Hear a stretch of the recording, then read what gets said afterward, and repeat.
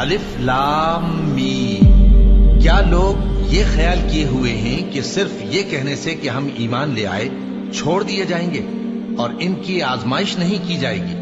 اور جو لوگ ان سے پہلے ہو چکے ہیں ہم نے ان کو بھی آزمایا تھا اور ان کو بھی آزمائیں گے، سو اللہ ان کو ضرور معلوم کرے گا جو اپنے ایمان میں سچے ہیں اور ان کو بھی جو جھوٹے ہیں۔